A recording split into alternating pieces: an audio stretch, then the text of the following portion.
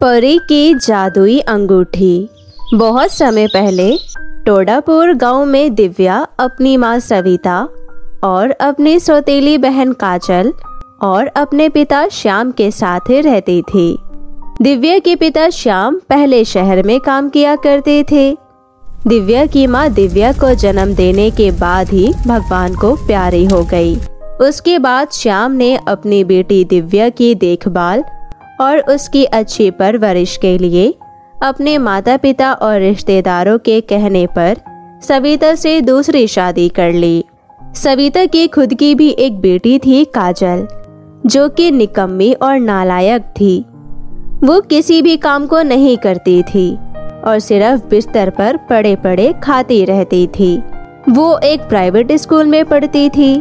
वहीं दूसरी ओर दिव्या भी प्राइवेट स्कूल में पढ़ती थी। परंतु जब दिव्या के पिता श्याम शहर में नौकरी कर रहे होते हैं, उसके पिता की मशीन में एक पैर कट जाता है और वो अपना एक पैर खो देते हैं, जिसके बाद से श्याम अपनी बेटी के सहारे ही जीता था। दिव्या ने अपने पिता को सहारा देने के लिए अपने स्कूल भी छोड़ दिया, क्योंकि उसकी सौतेली माँ सविता ने तो श्याम से शादी इसलिए ही की थी क्योंकि वो अच्छा पैसा कमाता था। परंतु जब श्याम का एक पैर मशीन में कट जाने की वजह से वो घर पर ही बैठा रहता, जिसकी वजह से सविता श्याम की अब बिल्कुल भी इज्जत नहीं किया करती थी और आए दिन उसको कुछ न कुछ बोला करती थी। मैं तो तंग आ गई हूँ तुमसे। मैंने तो सोचा था कि मेरी बेटी और मैं तुमसे शादी करने के बाद खुश रहेंगे, पर हमें क्या पता था कि तुम हमारे लिए बदकिस्मती हो।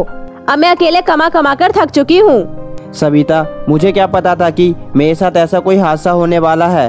तुम हमेशा इसमें मेरी गलती क्यों निकालती रहती हो? तुम तो घर में बैठे रहते हो, मुझे पता है ना घर का खर्चा और अपनी बेटी की स्कूल की फीस कैसे निकालती हूँ मैं। हाँ सविता, मुझे सब पता है। तुम सिर्फ काजल को ही अपनी बेटी मानती हो। तुमने तो दिव्या को कभी अपनी बेटी समझा ही नहीं। तभी तो तुम काजल को इंटरनेशनल प्राइवेट स्कूल में पढ़ाती हो और मेरी बेटी का तो तुमने स्कूल ही छुड़वा दिया है। मैंने तुम्हारी बेटी का कोई स्कूल नहीं छुड़वाया है। वो तुम्हारी सेवा करने के लिए खुद ही स्कूल छोड़ी है, और फिर अगर मैं काम करने नहीं जाऊंगी तो तुम्हारी सेवा और घर का काम कौन करेगा? मेरी बेटी काजल पढ़ाई लिखाई में काफी अच्छी है और वो पढ़ाई लिखाई ही करेगी। ऐसा बोलकर सविता श्याम को हमेशा ही ताने मारा करती थी कि वो घर पर बैठे बैठे रोटियां खाता है। परंतु श्याम इस चीज से बहुत ज्यादा तंग आ चुका होता है। दिव्या अपने पिता की सेवा करती और सुबह से उठकर घर का सारा काम नाश्ता किया करती। दिव्या बहुत ही अच्छी लड़की थी। वो कभी भी घमंड नहीं करती थी। वो दिखने में बहुत ही सुंदर और आकर्षक थी। दिव्या अपने पिता से बहुत ही ज्यादा प्यार करती थी। माँ को खोने के बाद उसने अपने पिता को ही अपनी माँ समझा होता है, क्योंकि उसकी सौतेली माँ सविता उसको कभी भी बिल्कुल प्यार नहीं करती थी। ऐसे ही एक दिन, माँ आज मेरे स्कूल में एक डांस कंपटीशन है और मैं इस डांस कंपटीशन में पार्टिसिपेट कर रही हूँ। आप मुझे डांस कंपटीशन के लिए एक अच्छी सी ड्रेस दिलवा दो। हाँ हाँ, क्यों नहीं मेरी प्यारी बेटी। मुझे पता है कि तू इस डांस कंपटीशन में विनर होगी। तुझे तो बहुत अच्छा डांस करना आता है। ऐसे ही काजल और सविता दिव्या के सामने नए नए कपड़े और नए नए ज्वेलरी की बात कर रहे होते हैं। ये सब देखकर दिव्या को बहुत ही ज्यादा बुरा लगता है, क्योंकि दिव्या भी बहुत अच्छा डांस कर लेती है, परंतु वो स्कूल नहीं जाती है, इसलिए उसे ये सब सुनकर बिल्कुल भी अच्छा नहीं लगता। ऐसे ही दिन बीत रहे होते हैं कि एक दिन दिव्या के पिता श्याम की तबीयत खराब हो जाती है और वो बीमार रहने लगते हैं। लीजिए पिताजी, खाना खा लीजिए। दिव्या अपने पिताजी को खाना दे रही होती है, परंतु उसके पिताजी उसकी बात का कोई भी जवाब नहीं देते, जिसके बाद दिव्या को कुछ अजीब सा लगता है और वो बहुत ज्यादा घबरा जाती है और डॉक्टर को बुलाकर लेकर घर आती है। बेटा, तुम्हारी माँ कहाँ है? डॉक्टर जी, मेरी माँ तो अभी नौकरी पर गई हुई है। मैं उनको फोन कर देती हूँ, वो अभी आ जाएंगी।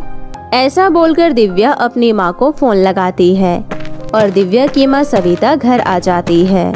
माफी चाहता हूँ मैं आपसे सविता जी, मुझे यह बताते हुए बिल्कुल भी अच्छा नहीं लग रहा, पर श्याम भाई साहब अब इस दुनिया में नहीं रहे। वह दुनिया छोड़कर जा चुके हैं। डॉक्टर के ऐसा बोलते ही दिव्या बहुत ज़्यादा रोने लगती है और उसे डॉक्टर की कही हुई बातों पर बिल्कुल भी विश्वास नहीं होता। उसे ऐसा लगता है कि जैसे कि उसके पिताजी अभी फिर से उठ खड़े होंगे और वो बहुत ज़्यादा रोने लगती है। वहीं दूसरी ओर सविता को भी दुख तो होता ही है और वो भी रोने लगती है और अगले ही दिन शाम का अंतिम संस्कार कर दिया जाता है। और ऐसे ही दिन बीत रहे होते हैं कि एक दिन दिव्या किचन में बर्तन धो रही होती है कि तभी उसके हाथ से एक कांच की प्लेट टूट जाती है। प्लेट टूटने की आवाज़ से सविता किचन में आती है और बोलती है, क्यों रे कलमोही, तू आए दिन मेरा नुकसान करती रहती है और तुझे एक बार समझ नहीं आता कि सभी काम को सही से किया कर। और जो प्लेट तोड़ी है, क्या तू इस प्लेट के पैसे देगी? क्या प्लेट का नुकसान कौन देगा? अब तेरा बाप तो चला गया, वो भी यहाँ बैठे बैठे बस खाता ही रहता था और तू भी यहाँ बैठे बैठे खाती रहती है और जो काम करती है वो भी उसमें नुकसान करती है। ऐसे ही सविता दिव्या को बहुत सारी खरी खोटी सुनाती है और उसके माँ बाप को उल्टा सीधा बोलती है, जिसे देखकर दिव्या बहुत ज्यादा रोने लगती है क्योंकि उसके पिता को गए हुए अभी 2 दिन ही हुए थे। उसकी माँ उसे बहुत सारा काम करवाती है। उसे अपने पिताजी की बहुत ज्यादा याद आती है, जिससे कि उसके कामों में उसका बिल्कुल भी मन नहीं लगता था और उसे बिल्कुल भी समझ नहीं आता कि वो क्या ठीक कर रही है और फिर क्या गलत कर रही है। अपनी माँ के इतना कहने पर दिव्या अपना घर छोड़कर जंगल की ओर चली जाती है। वो सोचती है कि अपनी माँ की इतनी खरी खोटी सुनने से अच्छा है कि वो मर क्यों ना जाए। ऐसे ही चलते चलते जंगल की ओर आती है। तभी वो एक पेड़ के नीचे बैठे बैठे रो रही होती है और थोड़ी देर होने के बाद उसका मन हल्का हो जाता है और उसे बहुत प्यास लगती है। तभी वो नदी की ओर पानी पीने जाती है। वो नदी से पानी पी रही होती है कि तभी एक बूढ़ी अम्मा आती है और उससे बोलती है, बेटा क्या तुम मुझे पानी पिला दोगी? हाँ क्यों नहीं अम्मा जी। और दिव्या आसपास कोई मटका या घड़ा ढूंढने लगती है जिसकी मदद से वो बूढ़ी अम्मा को पानी पिला सके।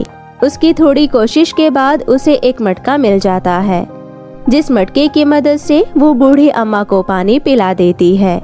बूढ़ी अम्मा वास्तव में एक परी थी, जो कि बूढ़ी अम्मा का रूप लेकर दिव्या के पास आती है। परी दिव्या की इस कोशिश और मदद से बहुत ज्यादा खुश होती है और वो अपने परी रूप में आ जाती है और बोलती है, दिव्या मैं खुशी परी हूँ। आप एक परी हैं? मुझे तो अपनी आंखों पर बिल्कुल भी विश्वास ही नहीं हो रहा कि मेरे सामने एक परी खड़ी है।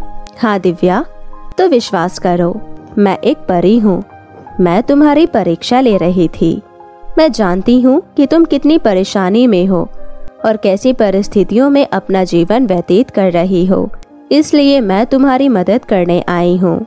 मैं देखना चाहती थी कि क्या तुम एक साफ और नेक दिल की हो, इसलिए मैंने एक बूढ़ी अम्मा का रूप धारण किया, जिससे कि तुम इस परीक्षा में सफल हो चुकी हो। इसलिए मैं तुम्हें ये जादुई अंगूठी दे रही हूँ।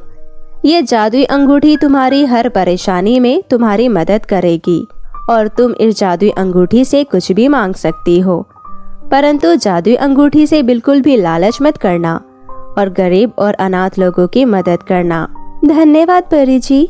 दिव्या परी की दी हुई जादुई अंगूठी से बहुत खुश हो जाती है और वो उस अंगूठी से अपने लिए एक छोटा सा घर मांगती है और तभी उसके सामने एक घर आ जाता है।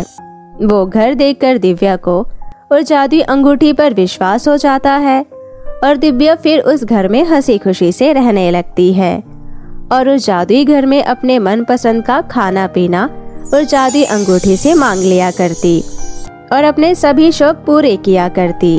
और वो गरीब और अनाथ लोगों में रुपए, पैसे, अनाज भी दान दिया करती और अनाथ लोगों के लिए उसने एक स्कूल भी खुलवाया होता है। ऐसे ही दिव्या अपनी जिंदगी हंसी खुशी से जीने लगती है।